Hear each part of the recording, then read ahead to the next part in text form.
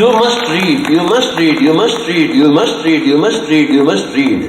ప్రతిరోజు ఒక గంట పుస్తకం చదవవలే, ప్రతిరోజు ఒక గంట ధ్యానం చేయవలే, ప్రతిరోజు ఒక గంట సజ్జన సాంగత్యం చేయవలే.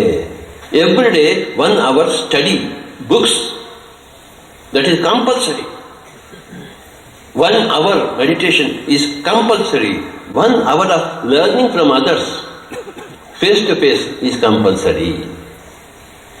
24 hours, 3 hours for meditation, swadhyaya and sajjan sangatya.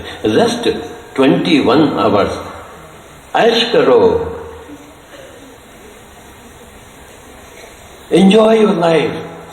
But energize your life through meditation, through reading and through sajjan. This is energizing yourself.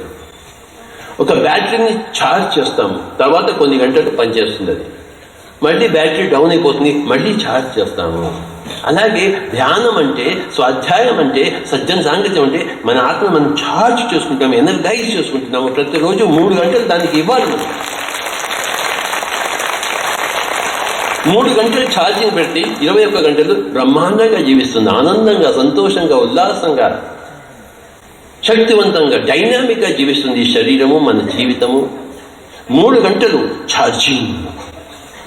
మన సెల్ ఫోన్ ఛార్జ్ చేస్తాం, కాసేపటి బ్యాటరీ డౌన్ అయిపోతుంది, సెల్ పనిచేయదు, మళ్ళీ ఛార్జ్ చేస్తాం. అలాగే ధ్యానం అంటే ఛార్జింగ్ అవర్ సెల్స్. భగవద్గీత చదివితే ఛార్జింగ్ అవర్ సెల్స్.